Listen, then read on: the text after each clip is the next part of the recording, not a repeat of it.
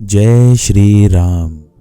आज हमारे पाठ का 56वां दिन है, तो आइए शुरू करते हैं। हमारी तो यही बड़ी भारी सेवा है कि हम आपके कपड़े और बर्तन नहीं चुरा लेते। हम लोग जड़ जीव हैं, जीवों की हिंसा करने वाले हैं, कुटिल, कुचाली, कुबुद्धि और कुजाती हैं। हमारे दिन रात पाप करते ही बीतते हैं, तो भी ना तो हमारी कमर में कपड़ा है और ना पेट ही भरते हैं। हम में स्वप्न में भी कभी धर्म बुद्धि कैसी। यह सब तो श्री रघुनाथ जी के दर्शन का प्रभाव है। जब से प्रभु के चरण कमल देखे तब से हमारे दुसह दुख और दोष मिट गए। वनवासियों के वचन सुनकर अयोध्या के लोग प्रेम में भर गए और उनके भाग्य की सराहना करने लगे। सब उनके भाग्य की सराहना करने लगे और प्रेम के वचन सुनाने लगे। उन लोगों के बोलने और मिलने का ढंग तथा श्री सीताराम जी के चरणों में उनका प्रेम देखकर सब सुख पा रहे हैं। उन कोल भीलों की वाणी सुनकर सभी नर नारी अपने प्रेम का निरादर करते हैं, उसे धिक्कार देते हैं। तुलसीदास जी कहते हैं कि यह रघुवंश मणि श्री रामचंद्र जी की कृपा है कि लोहा नौका को अपने ऊपर लेकर तैर गया। सब लोग दिनों दिन परम आनंदित होते हुए वन में चारों ओर विचरते हैं। जैसे पहली वर्षा के जल से मेंढक और मोर मोटे हो जाते हैं, प्रसन्न होकर नाचते कूदते हैं। अयोध्यापुरी के पुरुष और स्त्री सभी प्रेम में अत्यंत मग्न हो रहे हैं। उनके दिन पल के समान बीत जाते हैं। जितनी सासुएं थीं उतने ही वेश रूप बनाकर सीता जी सब सासुओं की आदर पूर्वक एक सी सेवा करती हैं। श्री रामचंद्र जी के सिवा इस भेद को और किसी ने नहीं जाना। सब मायाएं पराशक्ति महामाया श्री सीता जी की माया में ही है। सीता जी ने सासुओं को सेवा से वश में कर लिया। उन्होंने सुख पाकर सीख और आशीर्वाद दिए। सीता जी समेत दोनों भाइयों श्री राम लक्ष्मण को सरल स्वभाव देखकर कुटिल रानी कैकई भरपेट पछताई। वह पृथ्वी तथा यमराज से याचना करती है, किंतु धरती बीच फट कर समा जाने के लिए रास्ता नहीं देती और विधाता मौत नहीं देता। लोक और वेद में प्रसिद्ध है और कवि ज्ञानी भी कहते हैं कि जो श्री राम जी से विमुख है उन्हें नरक में भी ठौर नहीं मिलती।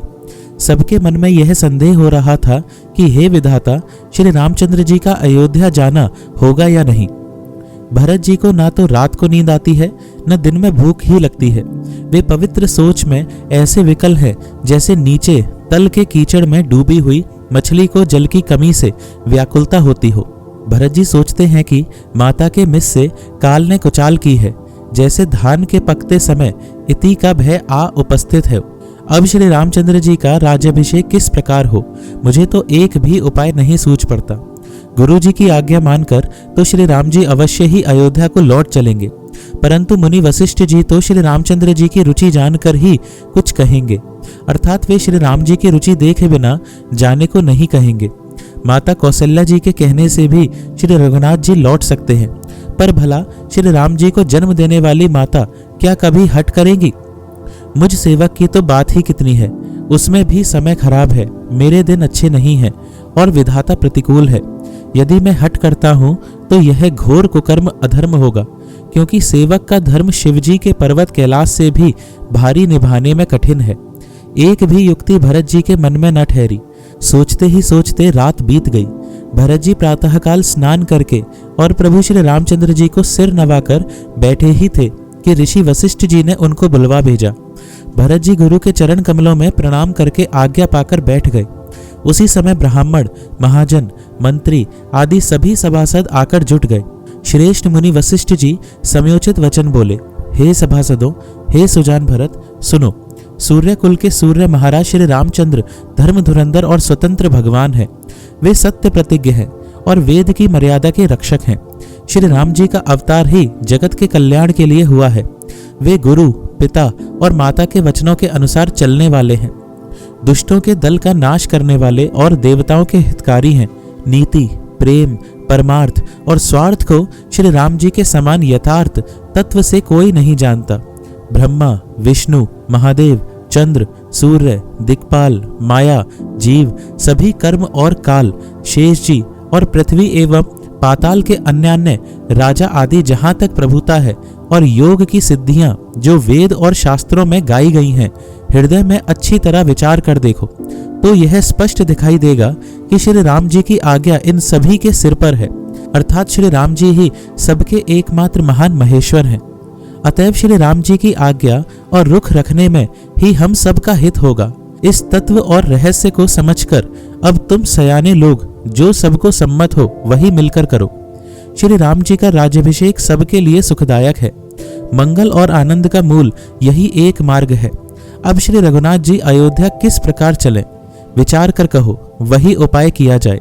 मुनिश्रेष्ठ वशिष्ठ जी की नीति, परमार्थ और स्वार्थ, लौकिक हित में सनी हुई वाणी सबने आदर पूर्वक सुनी, पर किसी को कोई उत्तर नहीं आता। सब लोग भोले, विचार शक्ति से रहित हो गए। तब भरत ने सिर नवाकर हाथ जोड़े और कहा, सूर्य वंश में एक से एक अधिक बड़े बहुत से राजा हो गए हैं। सभी के जन्म के कारण पिता माता होते हैं और शुभ अशुभ कर्मों का फल विधाता देते हैं। आपकी आशीष ही एक ऐसी है जो दुखों का दमन करके समस्त कल्याणों को सज देती है। यह जगत जानता है। हे स्वामी, आप वही हैं जिन्होंने विधाता की गति विधान को भी रोक दिया। आपने जो टेक दी, जो निश्चय कर दिया, उसे कौन टाल सकता है। अब आप मुझसे उपाय पूछते हैं, यह सब मेरा अभाग्य है। भरत जी के प्रेम में वचनों को सुनकर गुरु जी के हृदय में प्रेम उमड़ आया। वे बोले, हे तात, बात सत्य है, पर है राम जी की कृपा से ही। राम विमुख को तो स्वप्न में भी सिद्धि नहीं मिलती। हे तात, मैं एक बात कहने में सकुचाता हूँ। बुद्धिमान लोग सर्वस्व जाता देखकर आधे की रक्षा के लिए आधा छोड़ दिया करते हैं। अतः तुम दोनों भाई भरत शत्रुघ्न वन को जाओ और लक्ष्मण सीता और श्री रामचंद्र को लौटा दिया जाए। ये सुंदर वचन सुनकर दोनों भाई हर्षित हो गए। उनके सारे अंग परमानंद से परिपूर्ण हो गए। उनके मन प्रसन्न हो गए। शरीर में तेज सुशोभित हो गया, मानो राजा दशरथ जी उठे हों और श्री रामचंद्र जी राजा हो गए हों। अन्य लोगों को तो इसमें लाभ अधिक और हानि कम प्रतीत हुई, परंतु रानियों को दुख सुख समान ही थे। राम लक्ष्मण वन में रहें या भरत शत्रुघ्न, दोनों पुत्रों का वियोग तो रहेगा ही। यह समझकर वे सब रोने लगी। भरत जी कहने लगे, मुनि ने जो कहा वह करने से जगत भर के जीवों को उनकी इच्छित वस्तु देने का फल होगा। 14 वर्ष की कोई अवधि नहीं, मैं जन्म भर वन में वास करूंगा। मेरे लिए इससे बढ़कर और कोई सुख नहीं है। श्री रामचंद्र जी और सीता जी हृदय की जानने वाले हैं और आप सर्वज्ञ तथा सुजान हैं। यदि आप यह सत्य कह रहे हैं तो हे नाथ, अपने वचनों को प्रमाण कीजिए, उनके अनुसार व्यवस्था कीजिए। भरत जी के वचन सुनकर और उनका प्रेम देखकर सारी सभा सहित मुनि वशिष्ठ जी विधेय हो गए। किसी को अपने देह की सुधि न रही। भरत जी की महान महिमा समुद्र है। मुनि की बुद्धि उसके तट पर अबला स्त्री के समान खड़ी है। वह उस समुद्र के पार जाना चाहती है। इसके लिए उसने हृदय में उपाय भी ढूंढे, पर उसे पार करने का साधन नाव, जहाज या बड़ा कुछ भी नहीं पाती। भरत जी की बड़ाई और कौन करेगा। तलैया की सीपी में भी कहीं समुद्र समा सकता है। मुनि वशिष्ठ जी के अंतरात्मा को भरत जी बहुत अच्छे लगे और वे समाज सहित श्री राम जी के पास आए। प्रभु श्री रामचंद्र जी ने प्रणाम कर उत्तम आसन दिया। सब लोग मुनि की आज्ञा सुनकर बैठ गए। श्रेष्ठ मुनि देश, काल और अवसर के अनुसार विचार करके वचन बोले, हे सर्वज्ञ, हे सुजान, हे धर्म नीति गुण और ज्ञान के भंडार राम, सुनिए। आप सबके हृदय के भीतर बसते हैं और सबके भले बुरे भाव को जानते हैं। जिसमें प्रवासियों का, माताओं का और भरत का हित हो वही उपाय बतलाइए। आर्त दुखी लोग कभी विचार कर नहीं कहते। जुआरी को अपना ही दांव सूझता है। मुनि के वचन सुनकर श्री रघुनाथ जी कहने लगे, हे नाथ, उपाय तो आप ही के हाथ है। आपका रुख रखने में और आपकी आज्ञा को सत्य कहकर प्रसन्नता पूर्वक पालन करने में ही सबका हित है। पहले तो मुझे जो आज्ञा हो मैं उसी शिक्षा को माथे पर चढ़ाकर करूं। फिर हे गोसाई, आप जिसको जैसा कहेंगे वह सब तरह से सेवा में लग जाएगा, आज्ञा पालन करेगा। मुनि वशिष्ठ जी कहे, हे राम, तुमने सच कहा, पर भरत के प्रेम ने विचार को नहीं रहने दिया। इसीलिए मैं बार बार कहता हूँ, मेरी बुद्धि भरत की भक्ति के वश हो गई है। मेरी समझ में तो भरत की रुचि रखकर जो कुछ किया जाएगा, शिवजी साक्षी हैं, वह सब शुभ ही होगा। पहले भरत की विनती आदर पूर्वक सुन लीजिए, फिर उस पर विचार कीजिए। तब साधु मत, लोक मत, राजनीति और वेदों का निचोड़ सार निकालकर वैसा ही उसी के अनुसार कीजिए। भरत जी पर गुरु जी का स्नेह देखकर श्री रामचंद्र जी के हृदय में विशेष आनंद हुआ। भरत जी को धर्म धुरंधर और तन मन वचन से अपना सेवक जानकर श्री रामचंद्र जी गुरु की आज्ञा के अनुकूल मनोहर, कोमल और कल्याण के मूल वचन बोले। हे नाथ, आपकी सौगंध और पिताजी के चरणों की दुहाई है, मैं सत्य कहता हूँ कि विश्व भर में भरत के समान भाई कोई हुआ ही नहीं। जो लोग गुरु के चरण कमलों के अनुरागी हैं, वे लोक में लौकिक दृष्टि से भी और वेद में पारमार्थिक दृष्टि से भी बड़भागी होते हैं। फिर जिस पर आप गुरु का ऐसा स्नेह है, उस भरत के भाग्य को कौन कह सकता है। छोटा भाई जानकर भरत के मुंह पर उसकी बड़ाई करने में मेरी बुद्धि सकुचाती है। फिर भी मैं तो यही कहूंगा कि भरत जो कुछ कहें वही करने में भलाई है। ऐसा कहकर श्री रामचंद्र जी चुप हो रहे। तब मुनि भरत जी से बोले, हे तात, सब संकोच त्याग कर कृपा के समुद्र अपने प्यारे भाई से अपने हृदय की बात कहो। मुनि के वचन सुनकर और श्री रामचंद्र जी का रुख पाकर गुरु तथा स्वामी को भरपेट अपने अनुकूल जानकर सारा बोझ अपने ही ऊपर समझकर भरत जी कुछ कह नहीं सकते। वे विचार करने लगे। शरीर से पुलकित होकर वे सभा में खड़े हो गए। कमल के समान नेत्रों में प्रेमाश्रुओं की बाढ़ आ गई। वे बोले, मेरा कहना तो मुनिनाथ ने ही निभा दिया। जो कुछ मैं कह सकता था वह उन्होंने ही कह दिया।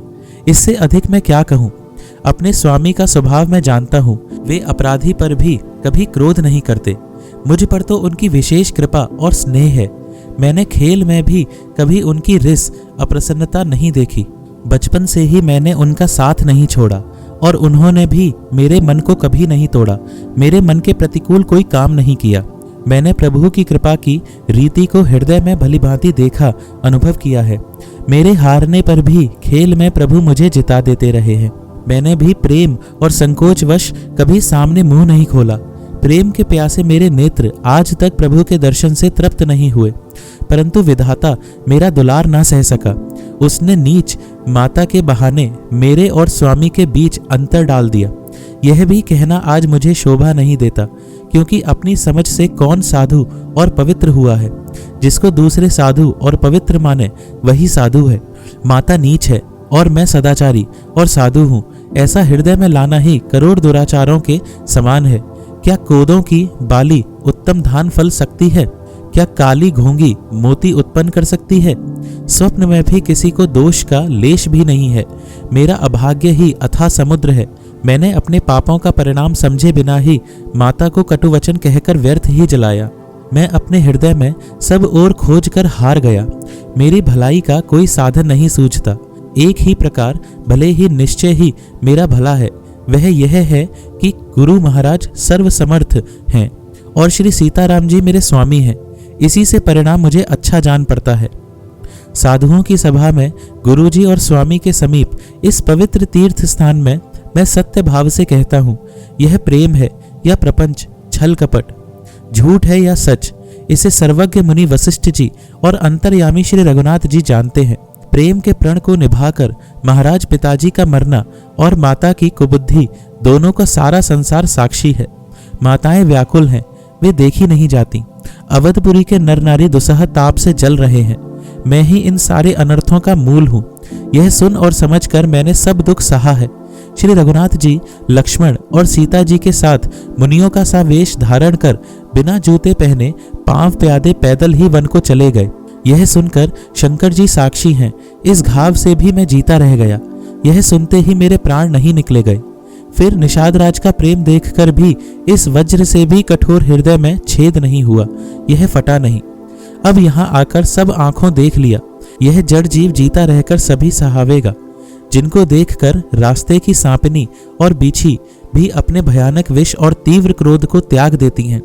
वे ही श्री रघुनंदन लक्ष्मण और सीता, जिसको शत्रु जान पड़े, उस कैकई के पुत्र मुझको छोड़कर दैव दुसह दुख और किसे सहावेगा।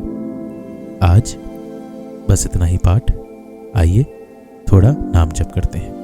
राम राम राम राम राम राम राम राम राम राम राम राम राम राम। जय श्री राम।